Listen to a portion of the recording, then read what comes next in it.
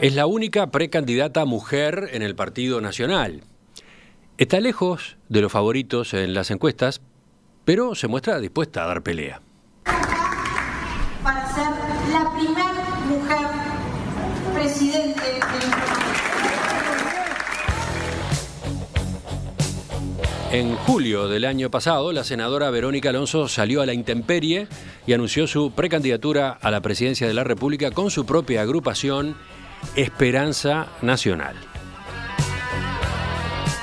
Desde entonces se ha embarcado en una campaña en la que promete hacer adelgazar al Estado, terminar con lo que llama cogobierno del PIT-CNT y recuperar los valores de la familia. ¿Cuáles son sus principales ideas? ¿Qué perspectivas tiene su espacio? Vamos a conversar con ella en los próximos minutos. Senadora Verónica Alonso, buen día, gracias por acompañarnos. Buen día, Emiliano, un gusto. No sé si me están escuchando bien. La estamos escuchando y la estamos viendo. Hago esta aclaración porque la entrevista iba a ser acá en el estudio de Radio Mundo y en Perspectiva, pero un inconveniente de último momento obligó a la senadora a quedarse en su casa y hemos optado entonces por la comunicación vía Skype. Exactamente. Bueno, empecemos entonces viendo una placa de una encuesta, la de la última que realizó la consultora Cifra, del 15 al 28 de febrero, cuando le consultó a aquellos que dicen que van a votar en la interna del Partido Nacional, el ranking de los precandidatos terminó siendo este. Lacalle Pou, 59%. Larrañaga, segundo pero lejos, con el 18%. Sartori, tercero, con el 9%. Y cuartos, Verónica Alonso y Enrique Antía, con 2% cada uno. Hay un 10% adicional que piensa votar en la interna del Partido Nacional, pero aún no ha decidido. ¿Qué conclusión saca de esa intención de voto tan baja que usted viene cosechando? Bueno, primero, Emiliano, quizás tú tomaste en cuenta esa, hay otra que sale un poco después, que es la de equipos, que nos da entre un 6, 7 y 5 en Montevideo Interior, o sea que es un 6%. Y ahora, esta semana que viene, va a salir una nueva encuesta, que es la de opción, que nos da mucho mejor, que nos da superando las 2 cifras. Y la evaluación que hago, Emiliano, es, primero, las encuestas, en muchos casos se dan las cifras, pero no se dicen algo muy importante, que son los márgenes de error, ¿no? Márgenes de error que están por ejemplo, aproximadamente o cerca del 9%. Entonces eso puede ser para arriba o para abajo, un 9%. Para abajo no había mucho en este caso de cifra, para mí, ¿no? Pero para arriba puede ser un 9% para arriba, un 9% para abajo. Sí, en el caso de cifra el margen de error es 8,6, sí, está bien. Claro, casi un 9%, por eso decía recién. Entonces, ¿qué quiero decir con esto? Primero, los márgenes de error son muy grandes. Segundo, las encuestas en una elección interna, que es una elección voluntaria, son muy movibles incluso adentro del propio partido, ¿no? Es bastante fluctuante dentro del partido. Y miremos si no, y para muestra me parece importante mirar lo que pasó en la elección pasada, con la elección interna del Partido Nacional. Había un favorito que se mantuvo prácticamente durante toda la campaña, con un favorito que era Jorge Larrañaga, lo recordarán. Bueno, hasta último momento, creo que, y yo estaba en el equipo, o sea, hasta último momento todos creíamos, de acuerdo a las encuestas, que ganaba el favorito. Sin embargo, perdió. Entonces, a mí no me gusta criticar las encuestas, por supuesto, si no me gustan los números que me dan o decir que están buenísimas si me favorecen. Lo que digo es, son instantáneas, son fotos muy rápidas, que además van variando. Por suerte, entiendo lo que nosotros dice, en esa encuesta que decía cifra estábamos en un punto bastante bajo, aparentemente. Bueno, hoy repuntamos, nosotros hicimos el lanzamiento hace apenas unas semanas, que fue el 7 de marzo, y eso empezó a generar que repuntáramos, y bueno, la encuesta que va a salir la semana que viene es una señal de eso. Sí, la comparación que usted hace con lo que ocurría hace 5 años, con la interna del Partido Nacional, bueno, tiene sus matices porque usted no figura con números tales que, digamos, la coloquen arriba, digamos, ¿no?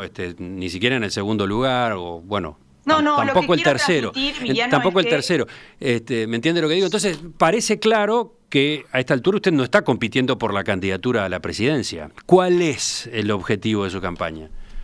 Bueno, desde el primer día que yo asumí el desafío, si ustedes escuchan mis declaraciones entre otras cosas, yo quiero ayudar a que el Partido Nacional, ayudarlo a crecer, ayudarlo a que el Partido Nacional gane. Y también dije, por supuesto que asumí este desafío y salí para competir, y obviamente que uno no compite simplemente para competir, compite también con la búsqueda y el afán de ganar. Uh-huh.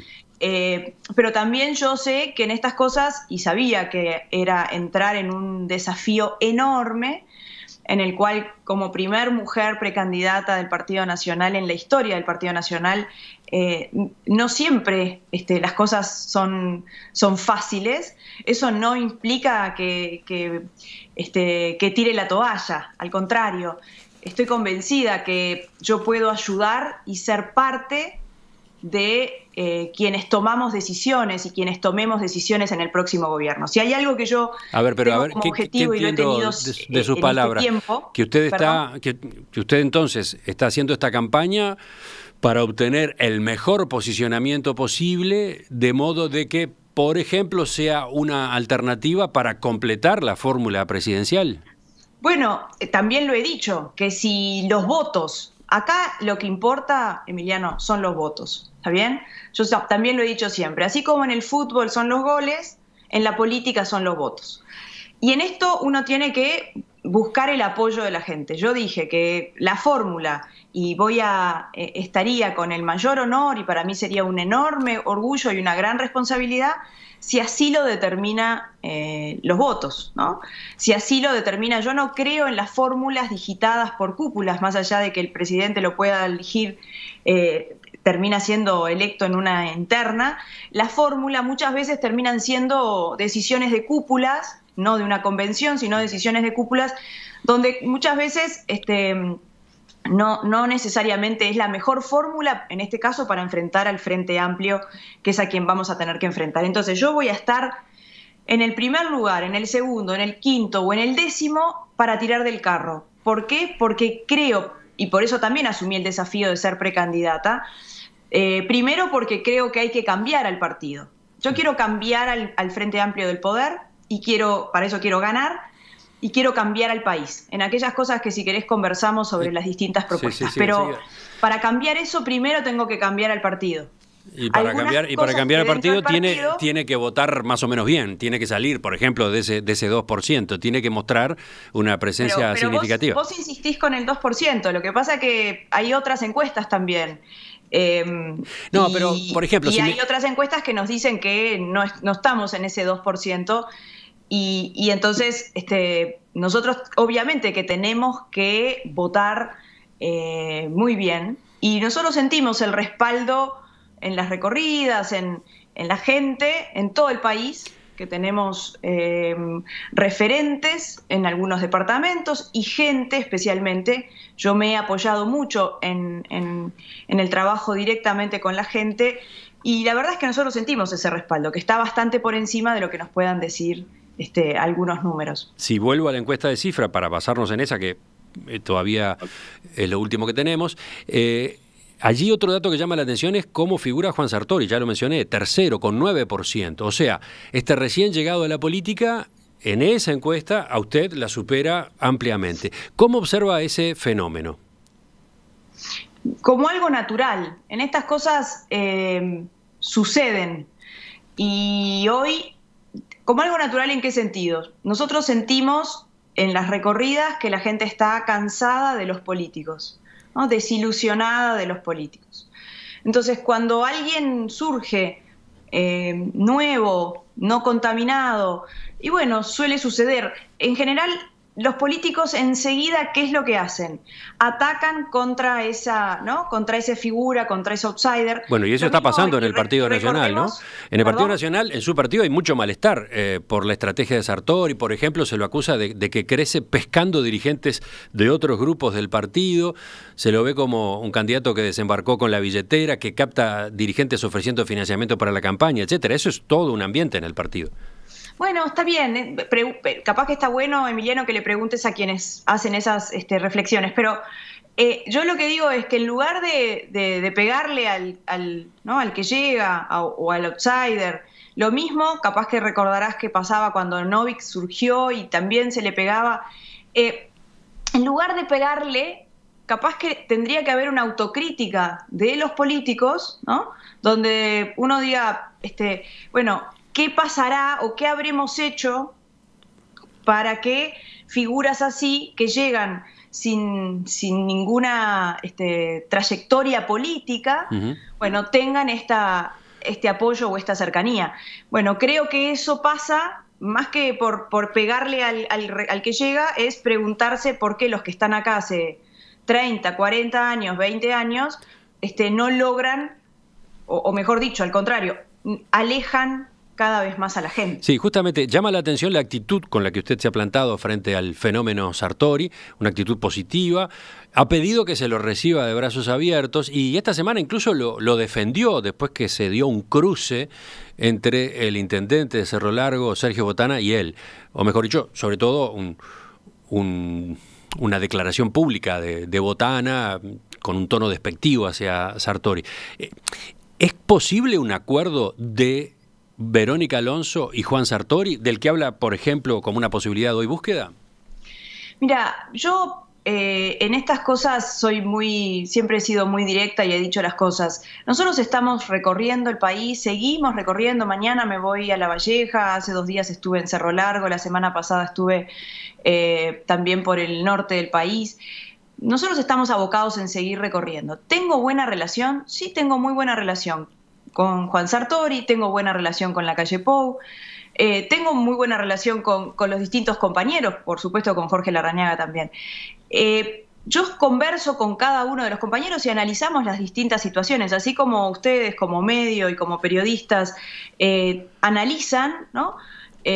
Bueno, analizan los números, analizan las perspectivas, miran para adelante cuál es la mejor situación para el partido. Yo creo que acá lo que no hay que perder de vista es cómo hacemos para que el Partido Nacional, que hoy los números también nos dicen que la competencia está difícil, nunca estuvo fácil, ¿no? Pero bueno, a veces los números son porfiados y nos empiezan a dar señales de que no es tan simple dar vuelta a esta situación.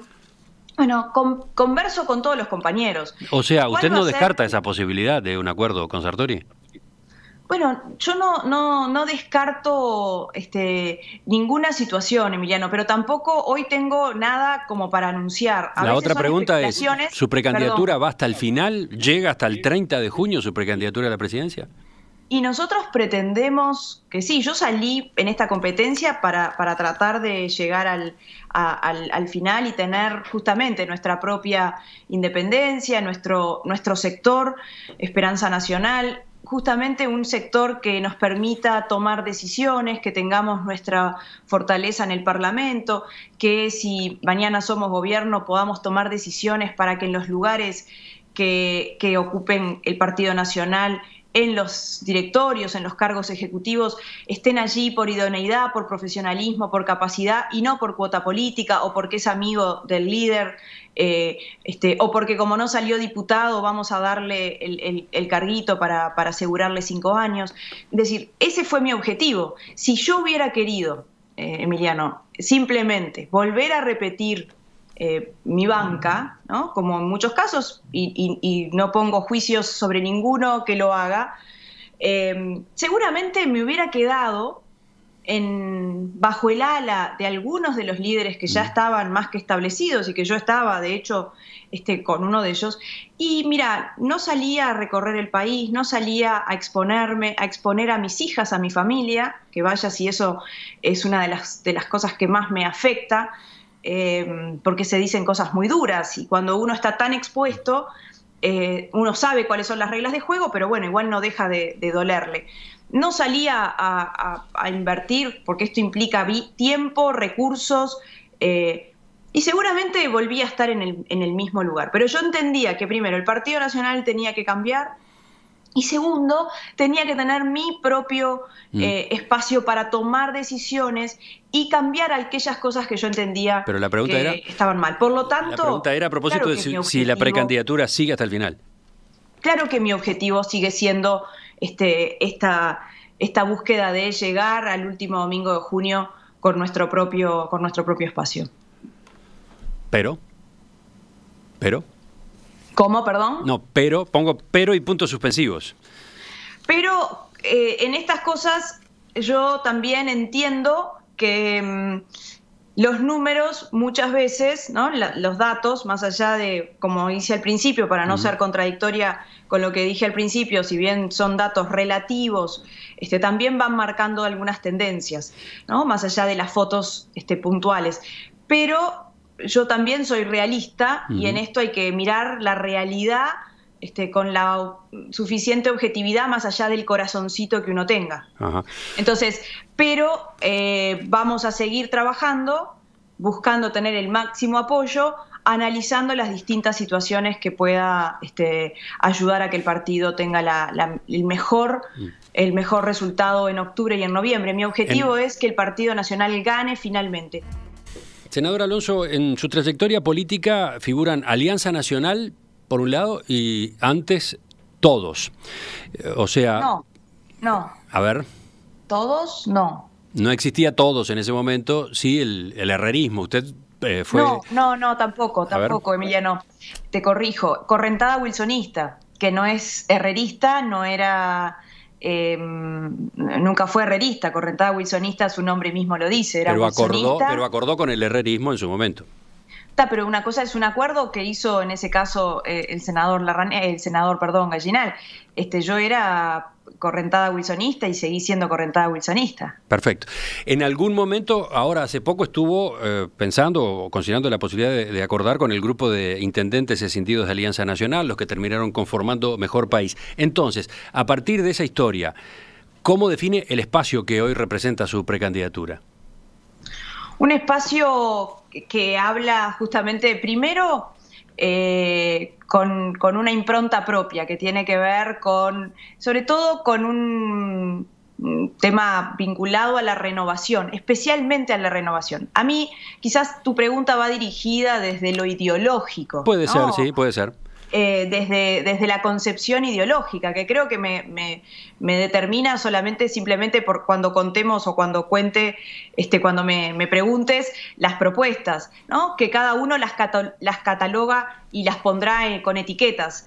A mí, primero, la búsqueda de buscar un espacio propio tiene que ver más con actitudes adentro del partido, con viejas prácticas adentro del partido, con traer mochilas que otros traen, pero que yo no me las quiero poner adentro del partido, que tiene que ver con la renovación, que no es tener 20 años menos o 20 canas menos, que tiene que ver con renovar las actitudes, no seguir haciendo más de lo mismo. Otra pregunta. Su candidatura aparece muy vinculada con iglesias neopentecostales. De hecho, usted ha realizado discursos electorales en templos justamente de esas iglesias. Ese vínculo, a su vez, ha generado su controversia, le ha generado críticas. ¿Por qué se acercó a esos grupos? Primero, otra vez y capaz que corrijo.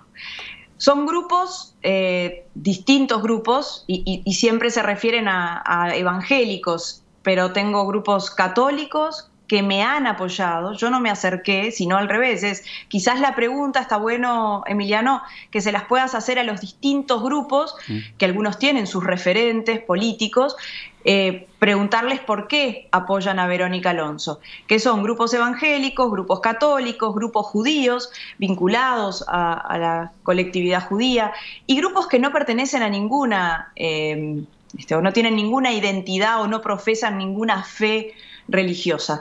¿Cuál es el motivo por el cual me apoyaron? Y yo te adelanto la respuesta, que seguramente si tú les preguntas a ellos, es porque compartimos los mismos valores, queremos volver a recuperar determinados valores que desde mi punto de vista, lo he dicho varias veces, son valores judeocristianos, ¿no?, de la sociedad.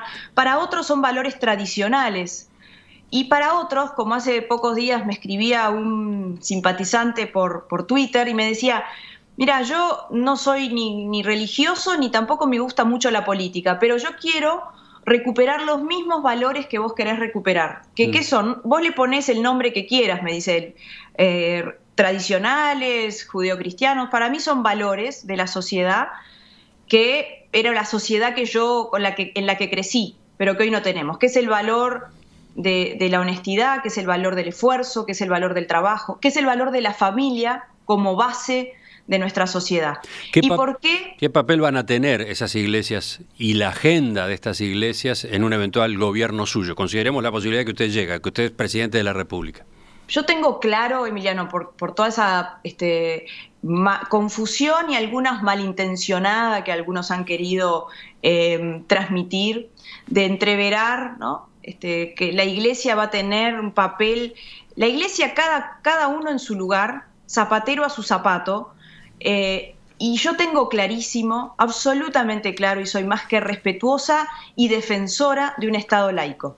No pongo en ningún lugar la discusión sobre eso. Al contrario, cada uno en su lugar. Por lo tanto, ¿tiene que ver con defender valores? Claro que sí. El valor de la familia. ¿Cuál va a ser el valor de la familia para mí? Hoy yo no siento... ¿Tú escuchás a algunos gobernantes hablar de la familia?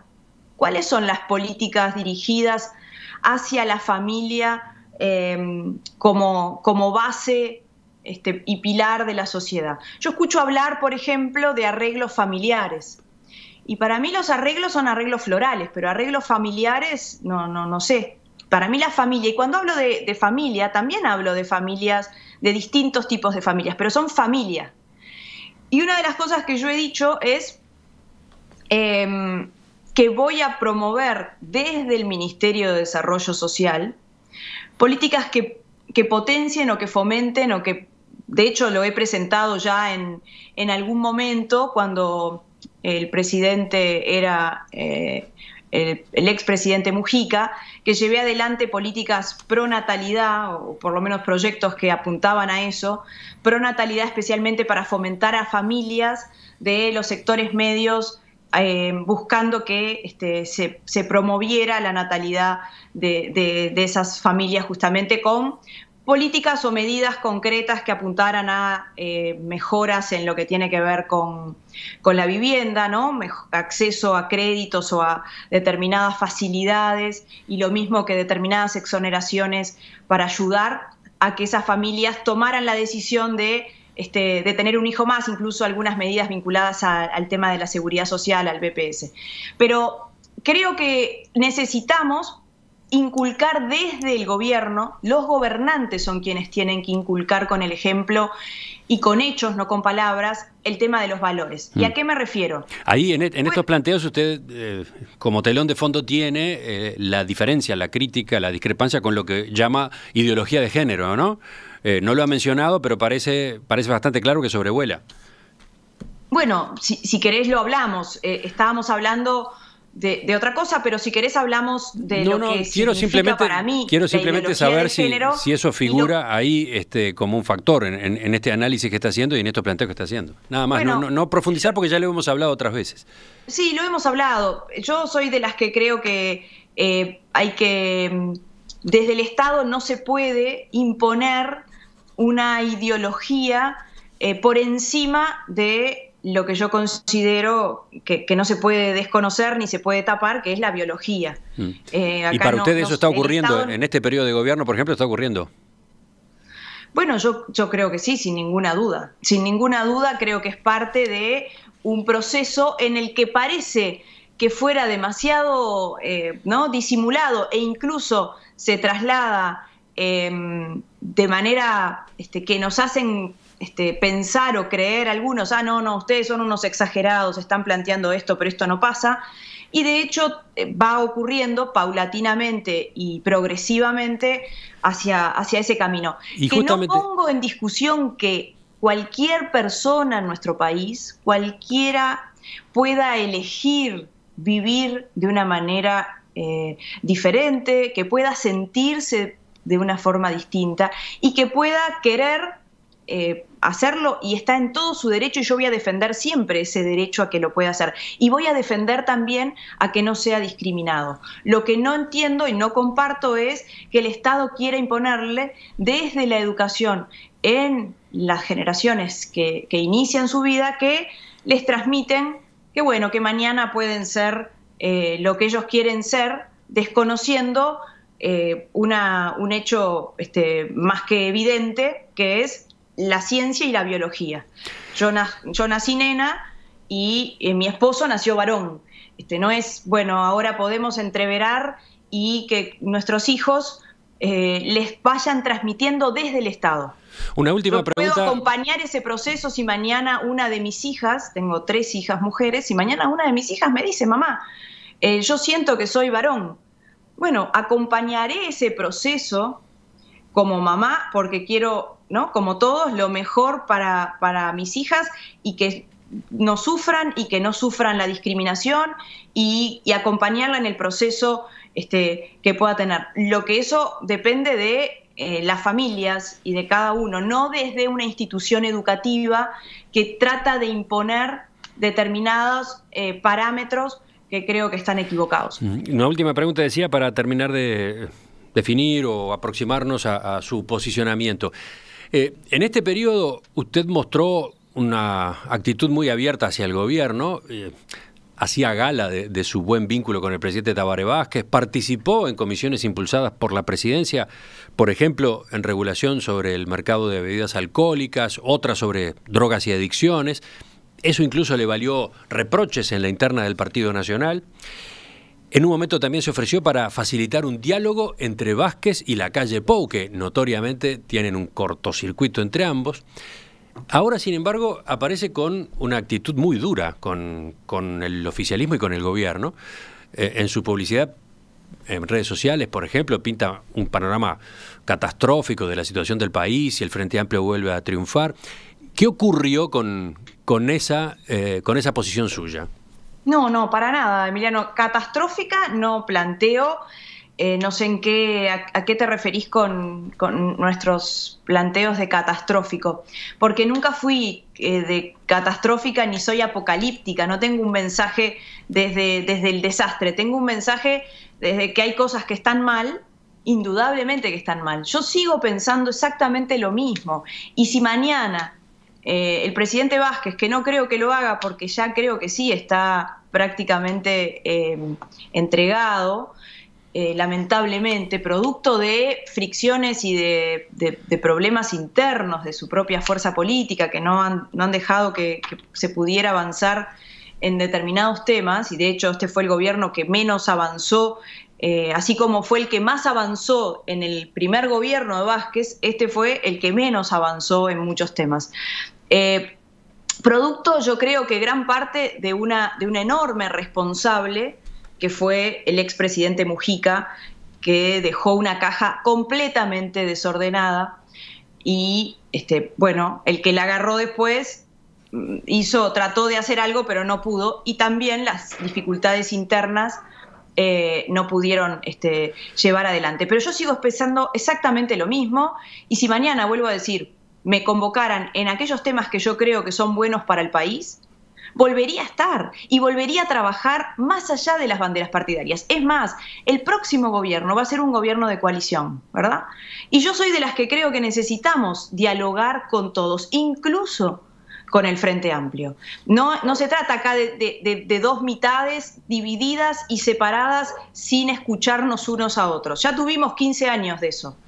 Y estos 15 años nos mostraron que esto no funciona así. El país necesita soluciones de largo plazo. Mira, yo soy parte de una generación que me quiero hacer cargo del país en los próximos 10, 15 y 20 años.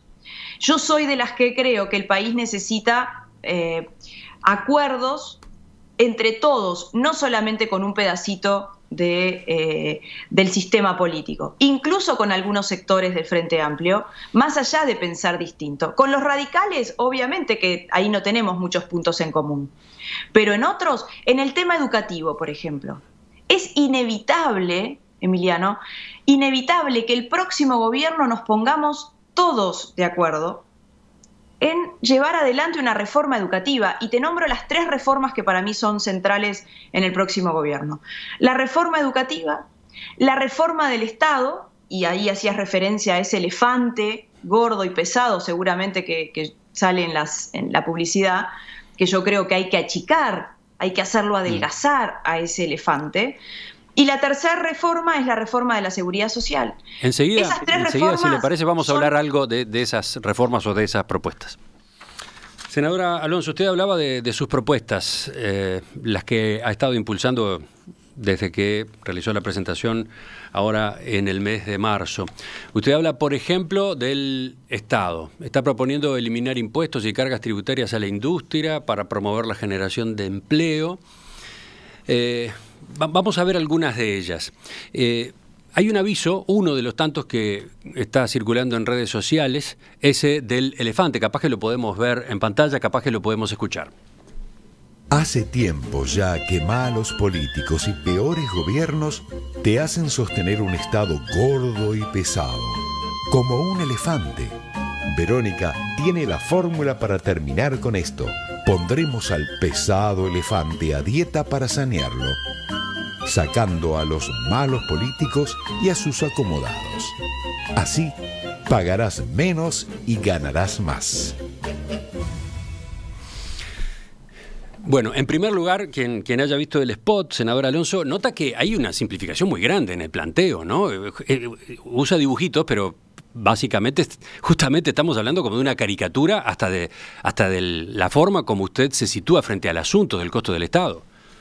¿Por qué utiliza ese lenguaje? Todo depende, justamente, la simplificación, estamos hablando de que son 20 segundos de algo que lo mostramos, es como caricaturesco en el sentido de justamente lo que queremos mostrar. Las caricaturas ponen en evidencia una situación que está ocurriendo. Para nada es simplificar, por lo menos desde mi punto de vista y desde mi mirada, simplificar el gran problema que tenemos. No, está claro que hay un problema con el costo del Estado, pero... Los que no lo han tomado en serio han sido los que lo han engordado tanto. ¿Cómo uno visualiza al Estado? Que en general nadie termina de darle la dimensión porque es de todos, es de ninguno, o es de, ¿no? Y eso sigue cada vez más grande. Yo lo visualizo como un elefante pesado. Uno hace similitudes, ¿no? Y dice, bueno, un elefante ¿cómo es? Pesado, gordo, le cuesta caminar. Y eso para mí representa hoy el Estado. Sí, que está, pero además... ¿por qué decía de la simplificación? Porque dice el spot que Verónica tiene la solución. Pondremos al pesado elefante a dieta para sanearlo, sacando a los malos políticos y a sus acomodados, así pagarás menos y ganarás más. ¿Cuál es la solución? ¿Qué quiere decir ponerlo a dieta? ¿Números? ¿Qué números tendrían las medidas que usted adoptaría? La única que aparece acá es sacar a los malos políticos y a sus acomodados. Sin duda, y vamos a empezar por partes. ¿Cómo ponemos al Estado a dieta, ¿no? Al elefante a dieta? Primero, frenamos el ingreso de funcionarios públicos. El ingreso de funcionarios públicos no ha parado, ¿no? Hay 310.000 vínculos con el Estado. ¿Está bien? Eso implica una enorme cantidad, ese es el peso quizás más importante que ha tenido en los últimos años.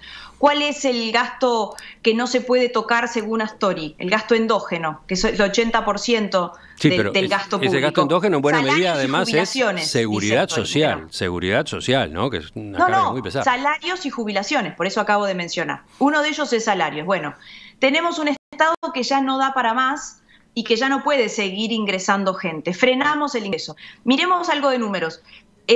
Por año, entre quienes se jubilan y quienes fallecen, cerca de 8.000 personas del Estado. Si nosotros dejamos de ingresar, si vamos a un promedio de $2.000 por cada uno de esos funcionarios, estamos hablando de $200 millones anuales. Solamente uno dice, bueno, pero con eso no alcanza. No, está claro, pero es eso y varias cosas más. Si frenamos el ingreso de los cargos de particular confianza, que implica aproximadamente, con el número que hay, cerca de $7 millones al mes. Si frenamos el ingreso de los asesores de ministros, Cada una de esas cosas por sí misma no mueve el número final. Sí, a eso pero iba. No parece juntas, claro que allí haya una fórmula contundente para resolver ese problema que usted plantea y que le preocupa. Eso seguramente te parece a ti, Emiliano, pero a nosotros creemos que haciendo cada una de estas cosas, esto tiene que ver además con señales. Además de la cuestión económica, que va a cambiar la ecuación, tiene que ver con señales. Y es, señores, dejen de abusar del Estado, que en realidad son los contribuyentes. Dejen de meterle la mano en el bolsillo para pagar gastos superfluos, y cuando hablo de gastos superfluos también hablo de, entre otras cosas, todos los gastos que implican los edificios del Estado que muchas veces están mal utilizados, o de cada uno de los organismos del Estado que hay que hacer una auditoría para ver si los gastos están siendo bien administrados y redistribuidos en función de las prioridades que un gobierno tenga. Son señales que además de lo económico tiene que ver con, miren, pero hoy una cosa es emitir es señales y otra cosa es tener la solución. El spot dice que usted tiene la solución. Bueno, ¿cuál es la solución a que un Estado hoy esté cada vez más pesado, parado arriba de los hombros de los que trabajan y de los que producen? ¿Cómo hacemos? La solución la damos todos aquellos que con un poco de sentido común decimos, paremos de aumentar este Estado que ha aumentado en estos 15 años, ¿no? Es el mayor aumento que hemos tenido en estos 15 años. ¿Que otros lo han hecho? También, y critico a los que lo han hecho. Pero tenemos que pararlo. Es la por solución. ejemplo, en gobiernos del Partido Nacional, en intendencias del Partido Nacional, ¿no ha pasado algo similar? ¿Cómo? ¿En intendencias del Partido Nacional no ha pasado algo similar? Y está mal. Está absolutamente mal, lo he dicho también. Esos manejos de algunos gobiernos departamentales, sean del color que sean, que han abusado, ¿no? Como si fueran gobiernos feudales, donde han abusado del ingreso de familiares, amigos, particular confianza, me parece mal. Así no hay ningún país que pueda avanzar y funcionar. Y otra pregunta a propósito de sus propuestas. Usted está planteando eliminación de impuestos y cargas tributarias a la industria para promover la generación de empleo. Pero de nuevo, acá no hay números, no sabemos el costo fiscal de una medida de ese estilo, cómo se financiaría en un contexto como el que tenemos, de alto déficit fiscal, más de 4% del producto. Pero acá volvemos de vuelta a lo mismo, que es una cuestión conceptual. Por supuesto que cuando uno llega al gobierno tiene que analizar y ver la caja que vamos a recibir. Y sabemos que vamos a recibir por lo menos un 4,3 y con un endeudamiento cada vez más grande. Estamos hablando de que nos endeudan por día, todos los días nos endeudan aproximadamente 7 millones de dólares. Hoy, mañana 7 millones. Está claro que con eso uno va a tener que agarrar esa caja sabiendo que vamos a tener que hacer en muchos casos muy cuidadosos, ¿no? Sobre todo de aquellos tributos o de aquellos impuestos que sabemos que si se sacan, bueno, de algún lado hay que recaudar para sostener. Pero cuando tenés que sostener a un Estado ineficiente, ahí uno dice, bueno, ¿qué elijo?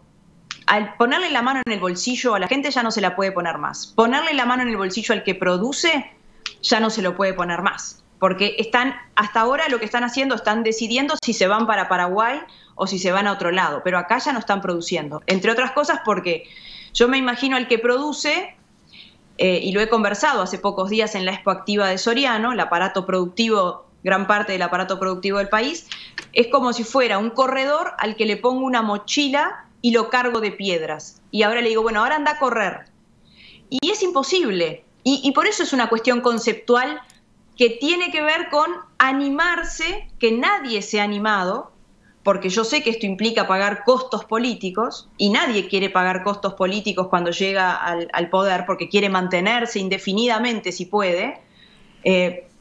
Entonces, ¿cómo es conceptual?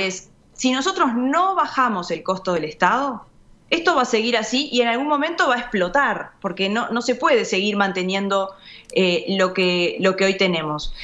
La forma para bajar tiene que ver con no a ponerle de vuelta la mano en el bolsillo. No pasa por poner más impuestos ni por sacarle más al que produce. Pasa por ponerle la mano en el bolsillo. Usted habla de bajar impuestos, ese es el tema, ¿no? Al Estado.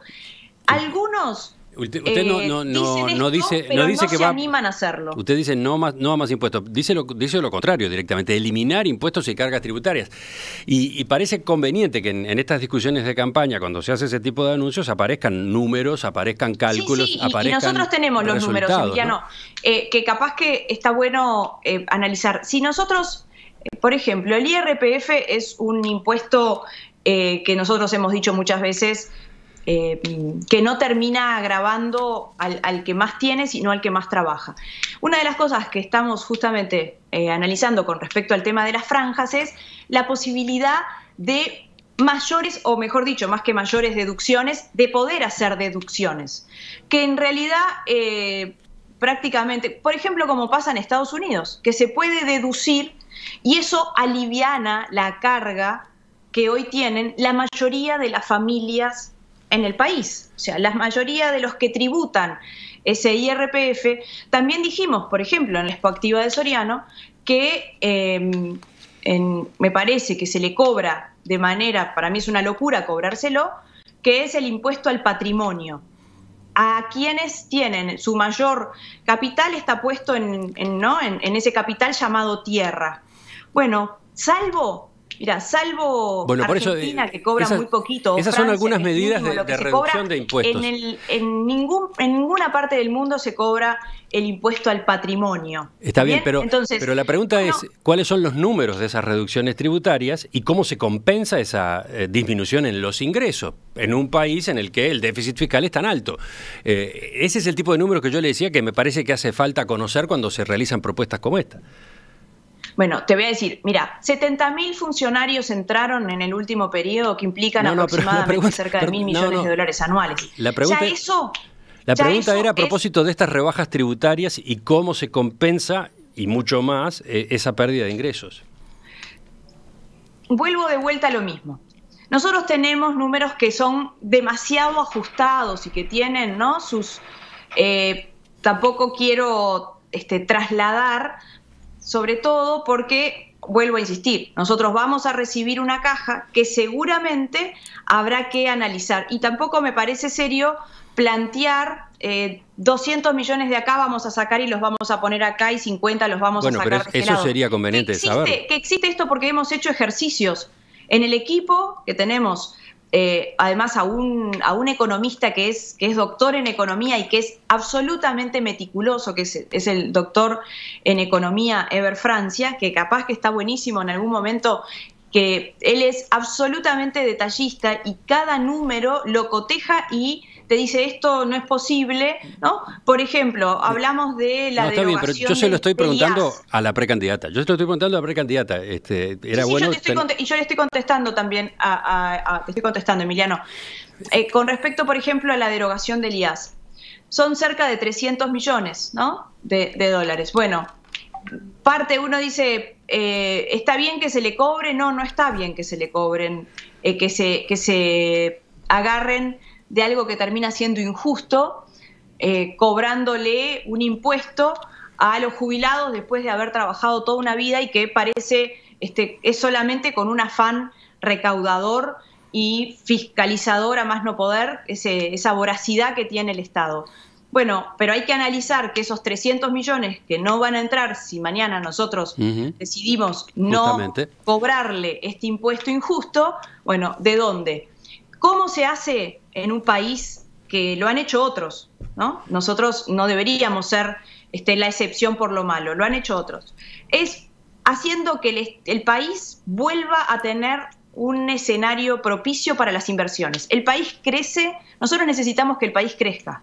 Necesitamos dos cosas: bajar el costo del Estado y hacer que el país pueda tener inversiones. Si no, se nos van a ir, como pasa hoy. Está bien. Senador, se nos termina el tiempo. De esa forma, nosotros no podemos repartir. Se nos terminó el tiempo. No se puede repartir lo que hoy hay, sino tenemos que crecer para que eso pueda derramar. Si no crecemos, indudablemente que no podemos repartir mucho, o lo que se está repartiendo hoy está siendo cada vez más injusto.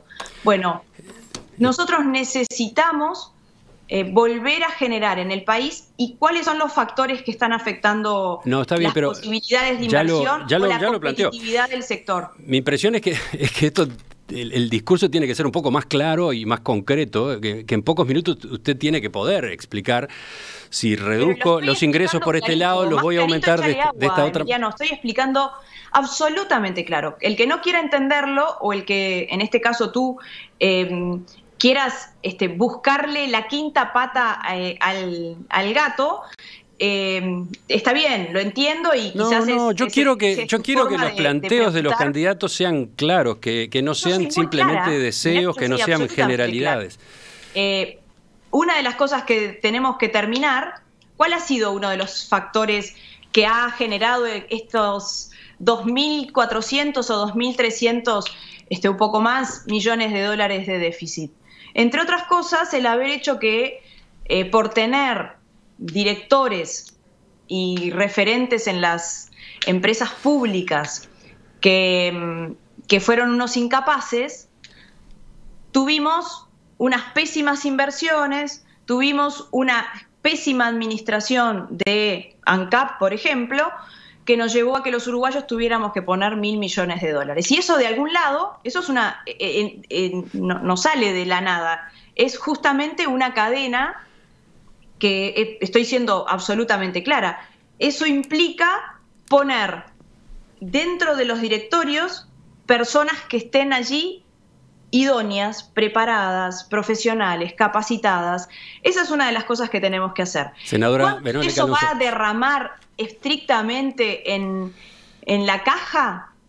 Bueno, eso no se puede cuantificar hoy y medir. Entonces vos me estás preguntando algo que yo te digo, esto no se puede medir exactamente, pero que eso va a derramar en que las empresas públicas, la gobernanza de las empresas públicas terminen siendo empresas eficientes, modernas y que estén allí dando el servicio que tienen que dar y no cajas recaudadoras de un Estado deficiente, bueno, eso es conceptual. Y es más claro, échale agua. Bueno, cerramos entonces, senadora, se nos pasó la hora hace rato, se nos terminó el tiempo. Déjame decirte esto, Emiliano, una de las cosas que hay que hacer con la principal empresa pública, que es ANCAP, yo soy de las que creo que para mejorar uno de los factores que afecta a la competitividad del país, que es tener el combustible más caro de la región, es terminar con el monopolio de ANCAP. Nosotros tenemos que desmonopolizar ANCAP, que hace 80 años que funciona así. ¿Por qué? Porque necesitamos hacer que el combustible sea competitivo. Lo han hecho otras empresas en el país, lo hizo Antel, lo hizo el Brou, lo hizo el Banco de Seguros, y eso va a ayudar también a todas esas piedras que hoy están adentro de la mochila del que produce. Senador Alonso, le agradezco que nos haya acompañado esta mañana, volvemos a conversar. Gracias, Emiliano.